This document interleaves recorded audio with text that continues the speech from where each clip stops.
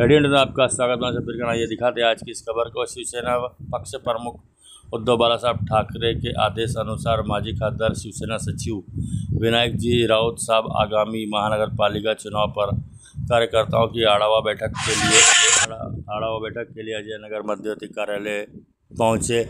यहां शिवसेना की तरफ से इनका स्वागत सम्मान किया गया। शिवसेना का बढ़ता जनाधार देखकर कई लोग उद्धव गठ में शामिल हुए।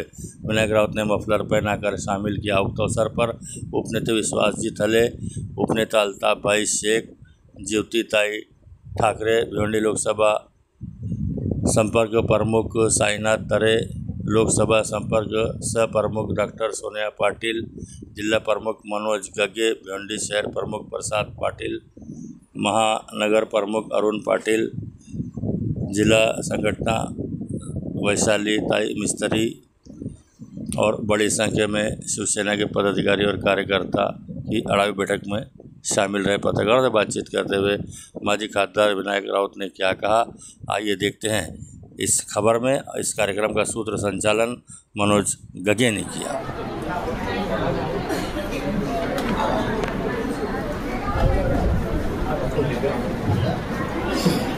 त्याचप्रमाणे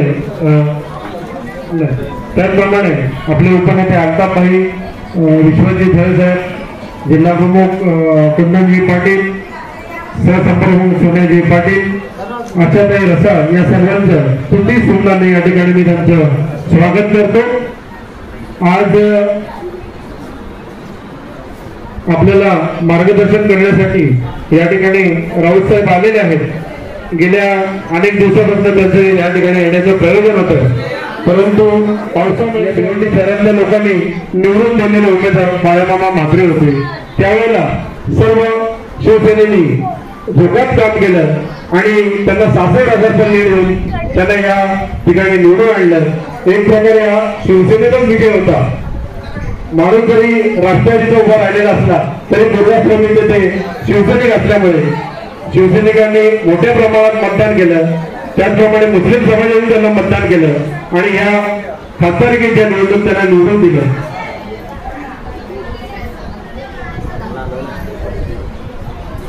आदरणीय संपर्क प्रमुख साईनाथ तारे साहेब, त्याच पद्धतीने जिल्हा प्रमुख आदरणीय सहसंपर्क प्रमुख सोनियाजी पाटील साहेब, आदरणीय व्यासपीठ आणि माझ्या समोर बसलेल्या सर्व निष्ठावंत शिवसैनिकांना माझा मानाचा मुद्रा। आज लोकसभा आणि विधानसभा हे इलेक्शन संपल्यानंतर आपल्याकडे प्रथमच आदरणीय आपले पक्षश्री इथे आलेले आहेत।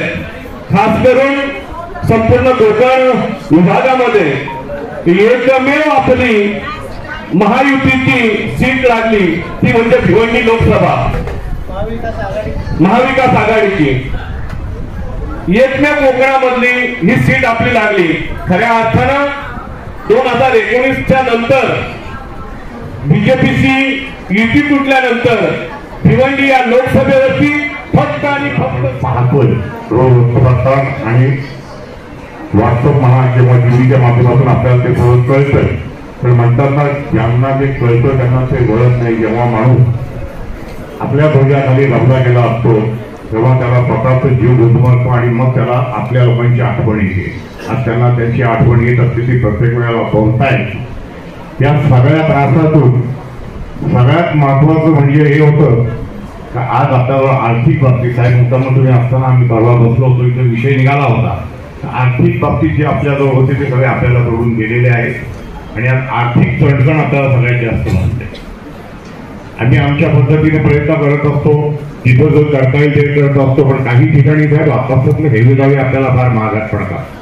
कल्याणमध्ये सुद्धा त्यावेळेला तसंच झालं तर जो आमदार त्याच्यासाठी आम्ही अगदी डोक्याचं गुंडाळून पळत होतो, परंतु काही ठिकाणी त्यांनी आमचं ऐकलं नाही म्हणून धावता आणि निसटता असा आपला तिकडे पराजय झाला आहे। मी त्यांना फार बोलत होतो जिथं जिथं त्यांना जायचं होतं। मी 4 वेळा गेलो, आपल्या ठाकरे ताईंना सुद्धा घेऊन गेलो, तुषार राजेंना घेऊन गेलो, सगळ्यांना घेऊन गेलो, परंतु काही ठिकाणी आडमुठी धोरणे करणारी जी आपली लोक असतात त्यांना त्या एका चुकीमुळे सगळ्यांना सद्बुद्धी ईश्वर देव। तर जेव्हा आपल्या मोठी जबाबदारी असते तेव्हा आपल्याला सगळ्यांना जितकं वापून आणि झुकून आपल्याला चालता येईल तेवढं चालायचं असतं. येणारी वेळ आपण असं समोरून जाऊ नका का आपलं सगळं आलं की बेलं सगळं बघायचंच आहे, पण आपल्याला फार श्रम करावे लागणार आहेत. आपण शिवसैनिक आहोत. जाकीरभाई शेख आणि प्रमिला भानुशाली दीपाली भानुशाली यांचा या ठिकाणी प्रवेश आहे. तसे ते शिवसेना प्रणितच आहे, परंतु काही कालावधीकरता बाहेर होते, त्यांचं या ठिकाणी हार्दिक स्वागत. जाकीर हुसेन आणि त्यांची जी कार्यकर्ती मंडळी आहे. छत्रपती शिवाजी महाराज की उद्धव साहेब आगे बढ़ो, आदित्य साहेब आगे बढ़ो, आवाज पुढचा, आवाज पुढचा.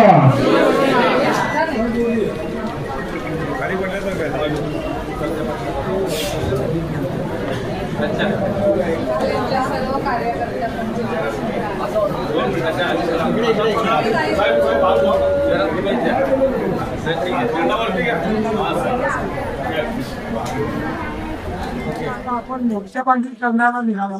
स्थानिक स्वराज्य निवडणुकीच्या पार्श्वभूमीवर काय चित्र दिसत? चित्र तर खूप सकारात्मक आहे.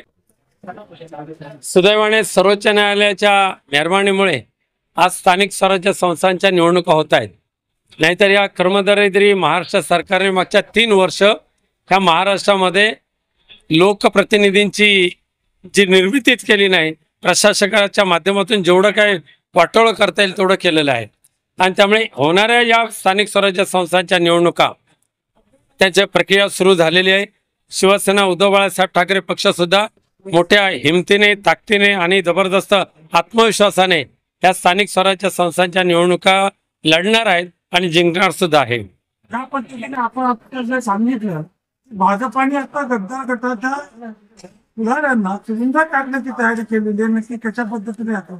नक्कीच मला वाटतंय की ज्या पद्धतीने मागच्या 6 महिन्यामध्ये अनेक प्रकल्पांना देवेंद्र फडणवीस मुख्यमंत्र्यांनी स्थगिती दिलेली आहे, अनेकांची इन्क्वायरी लावलेली आहे. विधानसभेमध्ये, विधान परिषदेमध्ये सुद्धा संभाजीनगरच्या विट्स हॉटेलची उच्चस्तरीय चौकशी लावलेली आहे. त्यामुळे त्यांनी केलेल्या भ्रष्टाचाराची सखोल चौकशी माननीय मुख्यमंत्री देवेंद्र फडणवीस येतीलच आणि नक्की त्याच्यामध्ये दोषी तर आढळणारच आहेत. तर दोषींना तुरुंगात पाठवण्याची तयारी त्यांनी केलेली आहे. प्रमाणे आता राजकीय पटलावरचे एकजुटीचे वारे वाढत आहे. या संदर्भात सामनामध्ये सुद्धा मोठ्या प्रमाणात वक्तव्य केले गेलेले आहे. काय वाटतं नागरिकांच्या, शिक्षकांच्या, तमाम मराठी जनांची भावना आहे? ही एकजूट व्हावी अशी प्रार्थना मी भगवंताकडे करतो, कारण ही महाराष्ट्रातल्या जनतेची इच्छा आहे. देशातल्या सुद्धा लोकशाही प्रणित जनतेची ती इच्छा आहे आणि ती त्या पद्धतीने सर्व चांगलं होईल असं वाटतंय. भाषणात सांगितलं की आम्ही स्वतंत्र लढणार आहे. त्यासोबत तुमची जी एकजुटी आहे मनसे आणि शिवसेना, महानगरपालिका म्हणजे माले महानगरपालिका, इतर महानगरपालिका त्यांच्यात युती राहणार का अपक्ष आहे? आत्ता तर आम्ही निवडणुकीच्या तयारीला लागलेलो आहोतच. भविष्यामध्ये कोणाची युती होईल, काय होईल हे आता सांगू शकत नाही, पण आम्हाला निवडणुका लढवायच्या आणि जिंकायच्या उद्देशाने मी कामाला लागलेलो आहोत. मनसे बरोबर राहणार नाही? मनसेबरोबर युती झाली तर तो सोन्याहून पिवळं असेल. त्या मताचे आम्ही सगळेच जण आहोत. ती व्हायला पाहिजे अशी आमची इच्छा आहे.